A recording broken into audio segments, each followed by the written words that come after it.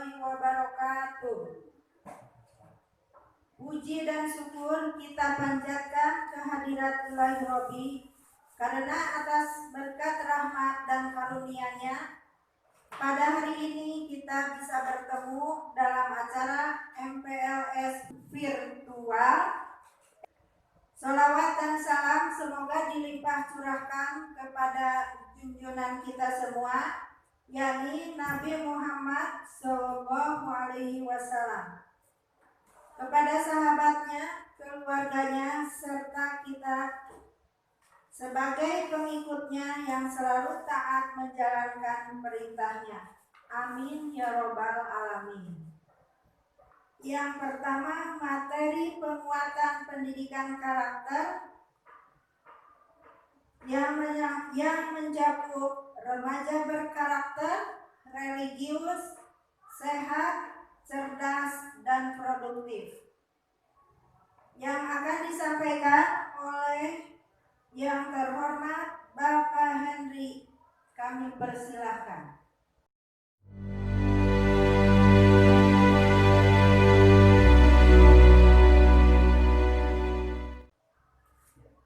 Assalamualaikum warahmatullahi wabarakatuh. Amin wasyukurillah. Saudara ilaha illallah, saudara Muhammad Rasulullah. Allahumma ta'ala fi Qur'anil karim. Wabillahi minasyaitonir rajim. Bismillahirrahmanirrahim. Rabbi zidni ilman wa zidni rahman bi rahmatika ya arhamar rahimin.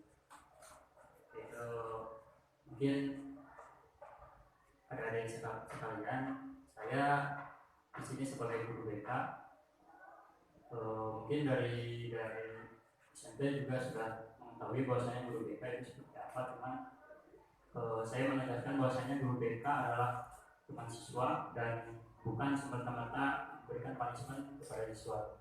Dan kalau misalkan guru BK memanggil untuk bertatap muka, itu adalah salah satu cara di mana kalian untuk bisa dirubah menjadi lebih baik, dan orang yang mau berubah dan mau dirubah tentu akan menjadi pribadi yang lebih optimal dan lebih baik lagi. Untuk mengefektifkan waktu, saya akan menjelaskan tentang penguatan pendidikan karakter. Mungkin ini lebih ke teknisnya, bukan ke secara gambarannya, tapi lebih ke teknis. Kalau pendidikan karakter itu identik dengan olah pikir, kayak seperti membaca, kemudian menghafal dan yang lainnya. Kemudian olah hati itu lebih ke pendekatan keagamaan atau spiritual diri kita pada yang ilahi. Nah, kemudian olah rasa itu adaptasi kita terhadap lingkungan, baik itu di lingkungan keluarga, sekolah khususnya, dan lingkungan masyarakat. Karena lingkungan itu mempengaruhi karakter dari setiap individu. Bahkan ada penelitian menyebutkan bahwasanya 90% itu karakter individu dibentuk dari lingkungan, dan 10%-nya itu dibentuk dari diri sendiri. Maksudnya gimana? Dari diri sendiri itu terkait dengan kelebihan dan kekurangan kita terhadap pemecahan masalah yang terjadi pada diri kita. Kemudian olahraga itu lebih ke kinestetik, jadi kebugaran kita terhadap apa yang perlu kita seimbangkan antara pembelajaran, main, dan juga berlatih dan atau lebih ke soft skillnya. Kemudian untuk yang nilai karakter dari setiap pendidikan karakter itu diantaranya religius, seperti kalau kalian mungkin dari beberapa yang teman kalian tidak memeluk agama Islam, ataupun ada tetangga ataupun ada di lingkungan kalian yang tidak memeluk agama Islam, mungkin kalian lebih ke penghormatan dan toleransi terhadap agama lain. Nah, begitupun dengan agama sendiri gitu, agama Islam. Nah, lebih bisa menghormati dan lebih bisa menjaga sikap, bagaimana kita bersikap baik itu di sekolah maupun di lingkungan. Kemudian nasionalis itu lebih ke cinta tanah air. Jadi kita nggak perlu mengangkat senjata kayak pahlawan-pahlawan terdahulu, tapi di sini kita perlu mematuhi peraturan sekolah itu juga masuk kepada nasionalis, mematuhi peraturan perundang-undangan, mematuhi peraturan di masyarakat maupun di komunitas yang lain. Kemudian integritas itu lebih ke bertanggung jawab pada diri sendiri, baik itu pada permasalahan yang terjadi pada diri sendiri maupun permasalahan yang ada di sekolah. Kalau misalnya permasalahan yang ada di sekolah, kalau nggak bisa ditangani dengan diri sendiri, itu bisa ke hubungi ke BK. Nah di BK mungkin lebih ke merubah cara pandang permasalahan yang terjadi. Jadi mengubah cara pola pikirnya yang mana gitu. Jadi sesuai dengan fakta dan realita, kemudian ada solusi. Kemudian untuk selanjutnya kemandirian mungkin sudah tahu. Jadi lebih ke memiliki etos kerja. Kalau etos kerja itu ada kerja ikhlas, kerja tuntas. Nah, bedanya apa? Kalau kerja tuntas, ya kalau misalnya di pembelajaran mungkin lebih ke ketika ada tugas itu langsung dikerjain, itu kerja tuntas, kerjain. Kalau misalnya ada media langsung itu kerja tuntas. Kalau misalnya kerja ikhlas itu ketika ada tugas itu dibaca lagi, didiskusikan lagi dengan teman, kemudian dikerjain. Nah bedanya apa? Bedanya dari hasil. Kalau misalkan kerja tuntas, hasilnya itu seadanya. Jadi tidak menutup kemungkinan remedial. Nah, remedial itu bukan sebuah hukuman, tapi lebih kepada pengetahuan tambahan kalian untuk lebih membaca lagi. Nah, kemudian kalau kerja ikhlas itu hasilnya itu jauh lebih baik karena didiskusikan, kemudian diolah, kemudian dipahami secara detail dari tugas-tugas itu, kemudian hasilnya jadi lebih baik. Kemudian gotong royong. Untuk gotong royong lebih ke menghargai sama teman, ya minimal kita menghindarkan lah dari hal-hal yang memang seperti bullying. Karena kalau kalian misalkan jadi korban, apakah kalian merasa nyaman atau tidak?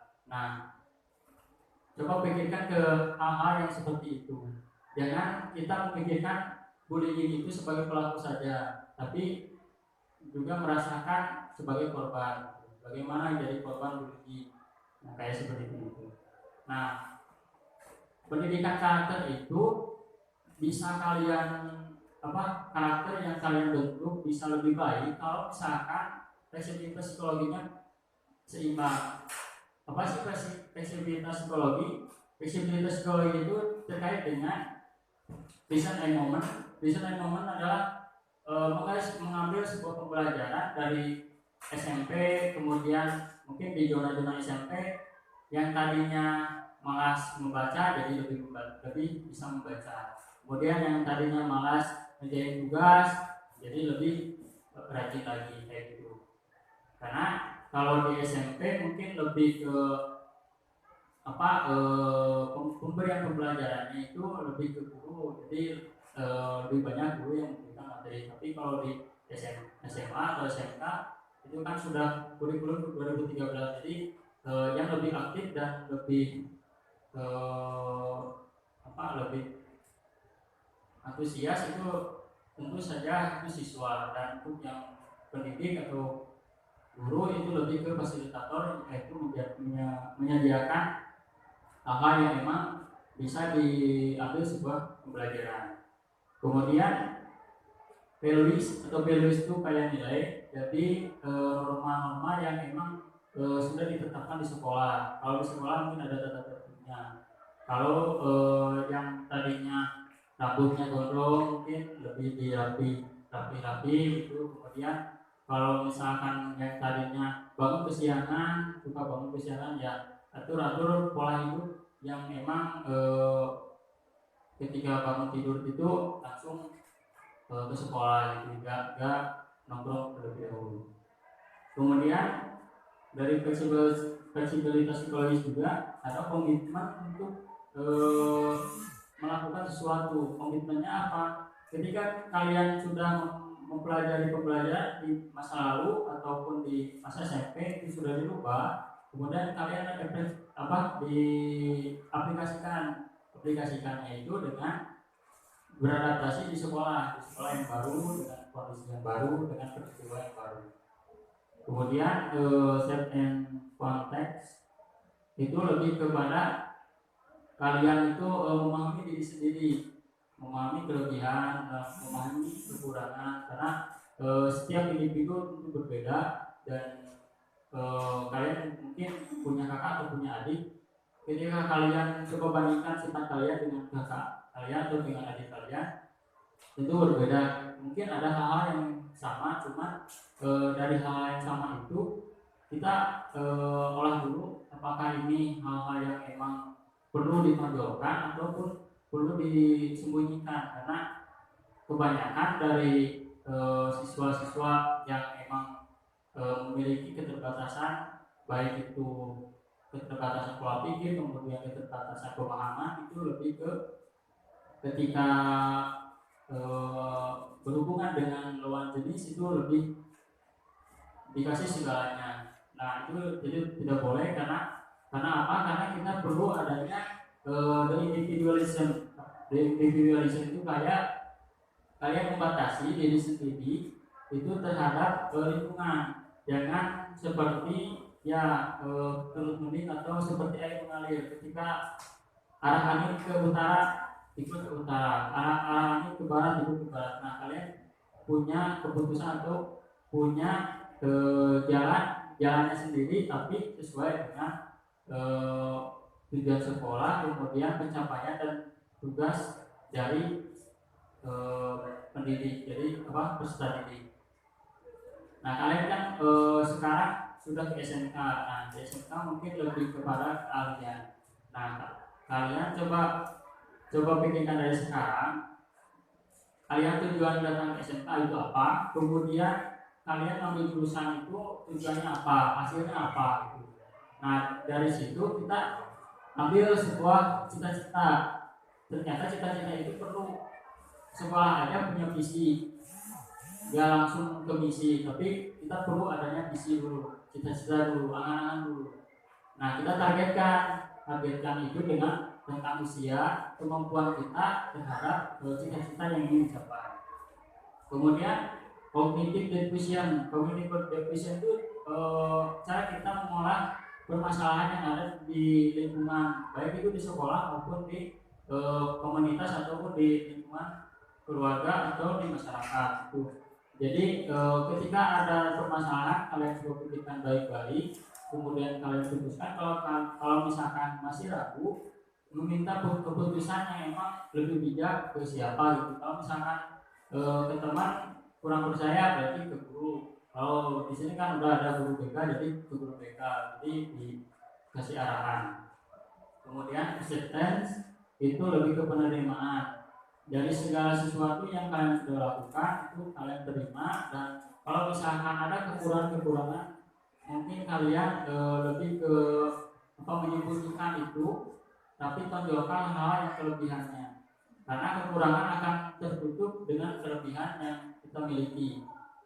Nah mungkin secara garis besarnya teknisnya seperti itu. Dan untuk untuk kedepannya saya harap kalian bisa mengambil sebuah hikmah, bahwasanya ketika kalian membuat, saya ambil contoh ya, ketika kalian membuat cimol, kan kalau cimol itu kenyal dan mungkin lebih gurih ya. Nah nggak bisa cimol itu kalian makan langsung telan, itu nggak bisa. Nah karakter juga seperti itu, adaptasi karakter itu yang nggak bisa seperti itu. Kemudian adaptasi pola pikir juga nggak bisa seperti itu. Kemudian pembelajaran juga nggak bisa seperti itu. Nah kalian perlu mengunyah kembali gitu. Kalau misalnya makan cimol, dikunyah sampai lebur, sampai halus, kemudian ditelan. Nah pembelajaran, kemudian membaca dan hal-hal yang lain, memang kalian perlu dipelajari secara perlahan dengan kerja ikhlas, jangan kerja tuntas. Memang boleh kerja tuntas, cuma hasilnya berbeda dengan kerja ikhlas. kayak gitu. Jadi coba kalian pikirkan dari sekarang dan coba targetkan apa tujuan kalian, kemudian targetkan dengan usia. Kenapa dengan usia? Karena ini sesuai dengan seharusnya gitu. Mungkin itu yang bisa saya sampaikan dan mudah-mudahan ada manfaatnya bagi kalian dan khususnya bagi saya dan tentunya bagi kalian. Wassalamualaikum warahmatullahi wabarakatuh. Waalaikumsalam warahmatullahi wabarakatuh. Terima kasih Bapak Henry. Semoga bermanfaat bagi kita semua.